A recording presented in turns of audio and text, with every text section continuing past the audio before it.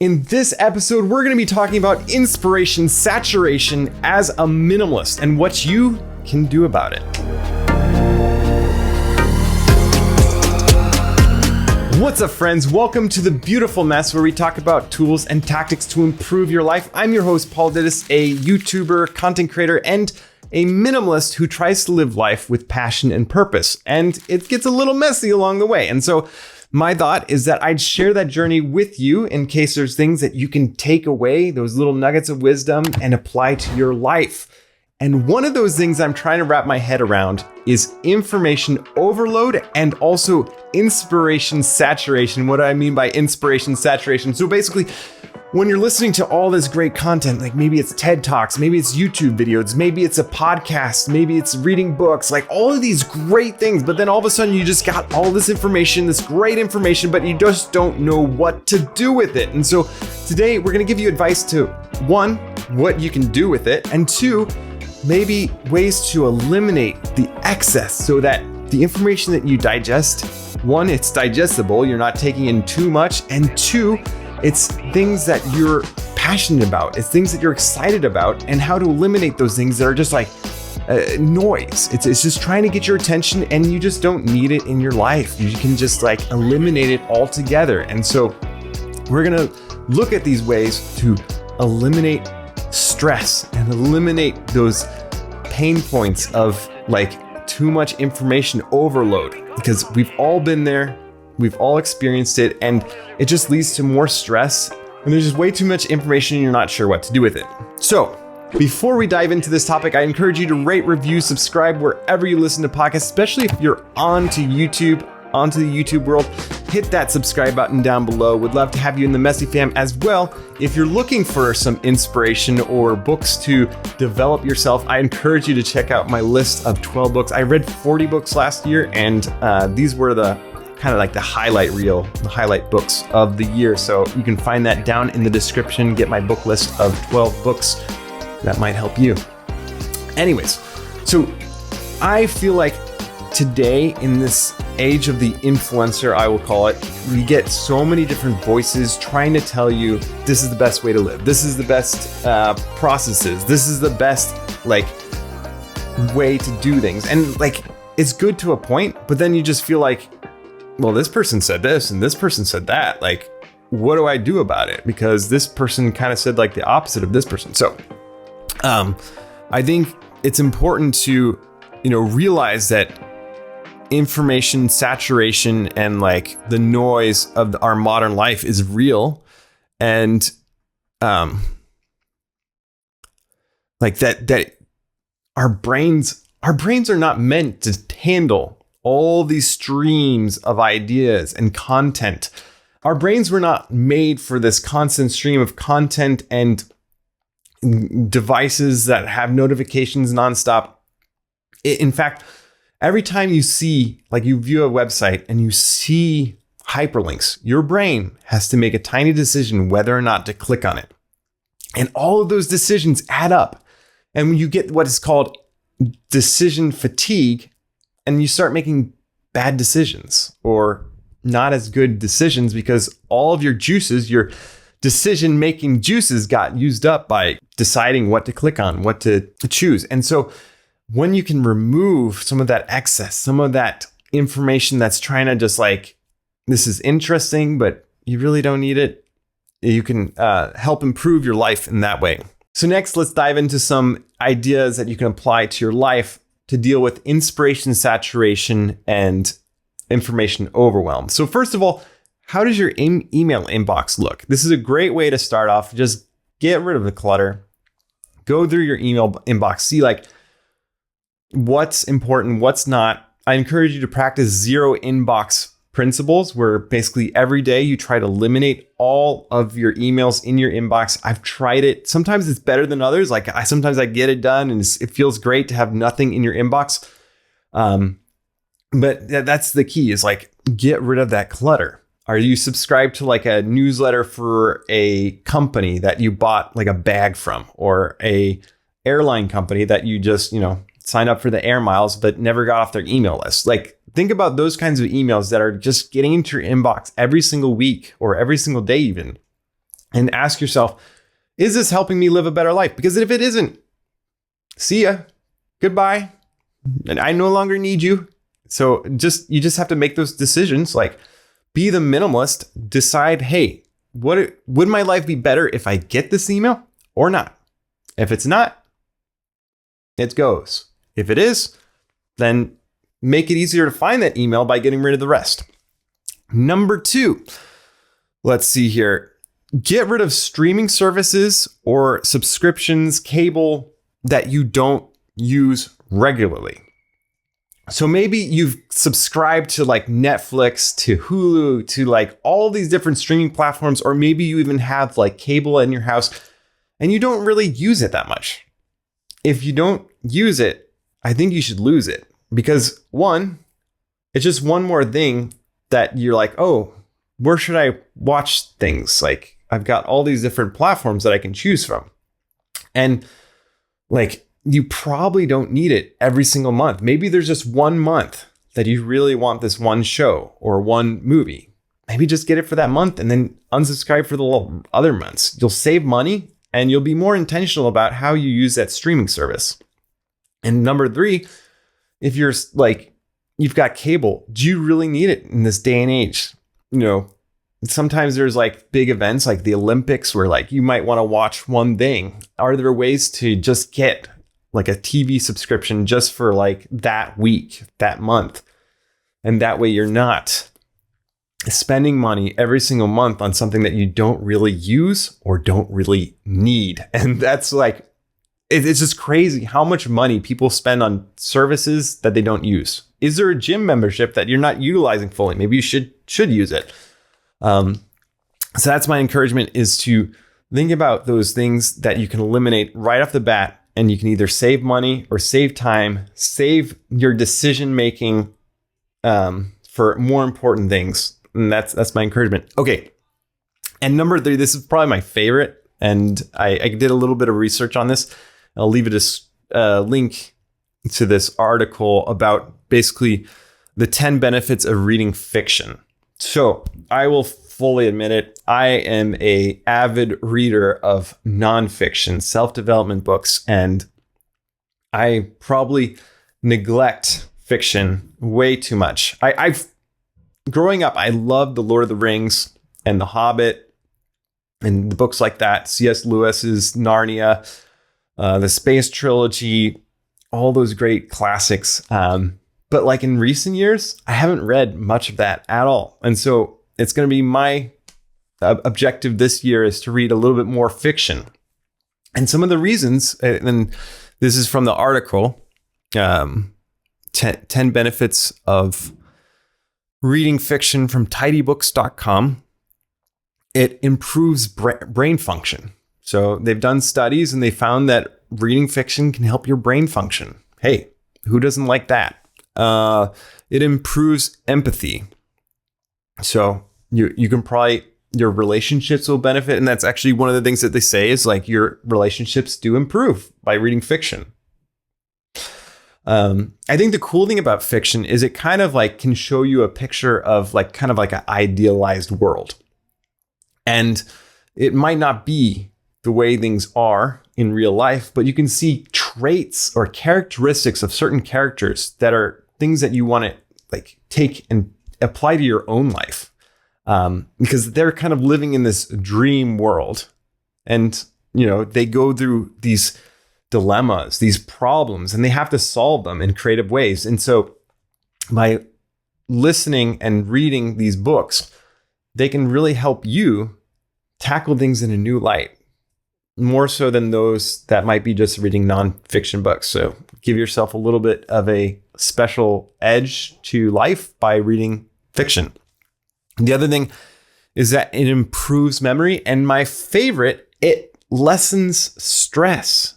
So sit down, enjoy a great book, grab yourself a cup of coffee, cup of tea, maybe go out to a bookstore. I love bookstores. I'm kind of worried that bookstores are going to go out extinct one day, you know, with the web and whatnot. But find yourself a nice bookstore, a coffee shop, and sit down and just read enjoy the book, maybe put away your electronics for this time, but just read.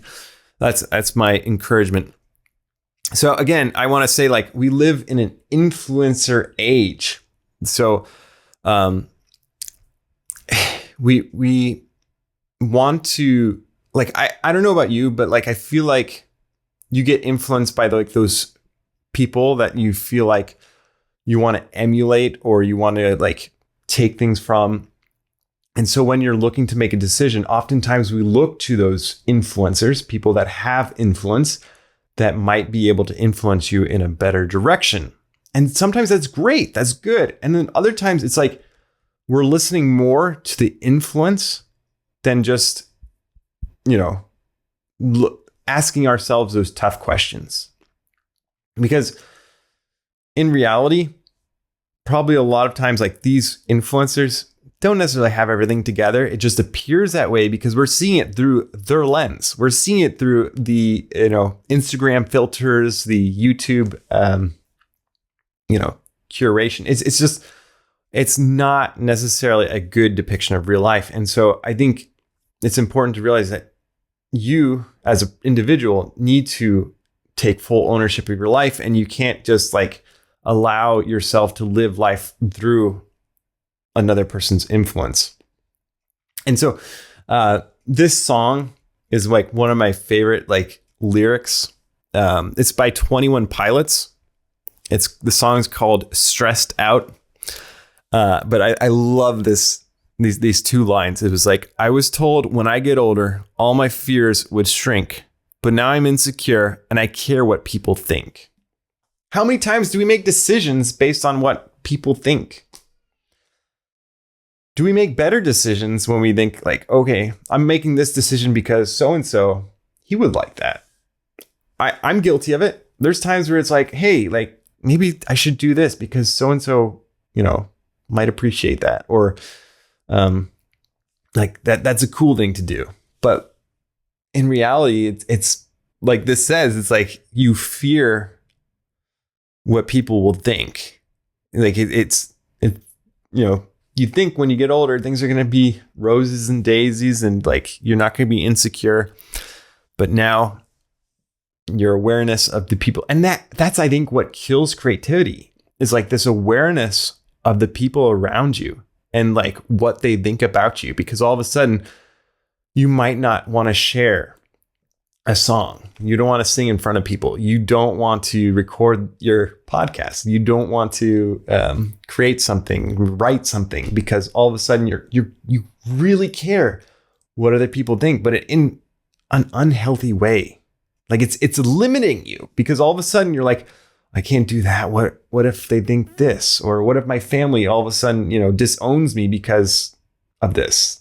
Let's go back to ancient times. Like, this is a crucial element of life, is belonging.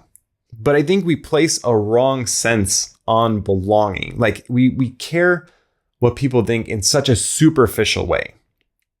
We care like what we wear, like, but that really doesn't matter. Like, yes, it might matter to fit in, but like it doesn't. I love this line. My name's Blurry Face and I care what you think. So yeah, my name's Blurry Face and I care what you think. And so it just goes to show you that like once you get into this world of influence, where all of a sudden you're listening to all these different voices telling you, you should do this, you should do that. Like you kind of become that blurry face because you're just like becoming part of the mainstream. I love this imagery. Some great person talked about this, like where you have a stream and like the dead fish, they go with the stream. It's the living fish that fight up current and are living. They're like going against the stream. And so I think the blurry faces of today are people that just go with the stream without any thought of whether it's helping them live a better, more meaningful life. It's like, this person likes this, it's great. And then I love this line. It says, wish we could turn back time to the good old days when our mama sang us to sleep, but now we're stressed out. but now we're stressed out. So, I think that line just like makes you think about what's truly important in life. Isn't it important that you make a perfect creation or a perfect get perfect grades? Growing up, like it was very important to get good grades and things like that. But in the end, like, is that the important thing in life? I mean, I think it's better to like struggle and put in the effort, be the man in the arena. That's kind of our mascot of this podcast, is like the Man in the Arena by Winston Churchill. Check it out if you haven't yet. But it's that person that's fighting, that's getting up again and again and again, even though like they're getting knocked down and again and again and again. The most important thing is that you stay consistent, that you stay true, and then you keep going, even when you fail, even when things like seem really bad. You just keep going because you know what's truly important. And it's just like the simple things. When our mama sang us to sleep, to the good old days, what are those good old days for you? Like, what are those things that if you went back to the simple version of your life, what does it look like? I think the one beauty of what happened during the pandemic was that the pace of life changed. Instead of like going everywhere and feeling like there was like a deadline to meet all the time, it's like all of a sudden that was removed. It was simpler. It was a simpler time. And like the important things really kind of narrowed in because you didn't have like all these different things like trying to get your attention. It was like all of a sudden you're like, oh, this is what's important. The people right in front of me. And so that's my encouragement to you, is just like realize, are you living a life, like the song? Are you stressed out of inspiration, saturation, of people telling you, this is the best way to live, this is the way that you should live, and instead you're getting stressed out by it? Because that's not helpful. That's not healthy. That's not helpful. But I think it's taking things in a moderation, because like virtue, like there's the two extremes that you can go into, and virtue is like the middle of it. It's staying on the good path instead of like going off into a different direction. But yeah, I mean, it's a primal instinct to want to belong, but just make sure that you're applying it to the right areas. So instead of caring what we wear, we should care about the person we are and how we treat others. We care too much about staying up to date about the latest news and information, but we fail to feed our minds with lasting truths. Reading good fiction, reading things that will help you become the best person. We binge an entire TV season, but we fail to create art and music or appreciate the beauty in art to fill our minds and souls. It's important to not just look at life as a utilitarian, but to see where you can appreciate the little things of life, those little moments that can spark joy and happiness, and not just like zoom into the next thing, because life is way too fast paced. Maybe reduce the noise, be more minimalist about life, and appreciate the moments instead of having to rush to the next thing. So I guess to wrap things up, my thing is like, let's start a renaissance of becoming the minimalists who care about the things that matter, not what others think. Let's not be the blurry faces. Let's be the people that help others to identify ways to improve their lives. And it's an ongoing effort. It's not like we're there. It's a renewal every single day of that person that you want to become, taking action and making those small votes for the person that you want to become. For me, recording this podcast is a vote for the person I want to become. What is that thing for you that you want to vote on with your time, with your like gifts and talents? What is that thing that you want to vote on? And perhaps it's good for us to realize when we become a little blurry faced, when we tune in too much to what other people think and to what the news is telling us, to what media is telling us, and to take a step back and give us the space to make decisions that will help us become the best versions of ourselves. So that's it for this episode. If you want to become part of the Messy Fam, be sure to rate, review, subscribe wherever you listen to podcasts. We'd love to have you in the Messy Fam. And until next time, my friends, stay messy.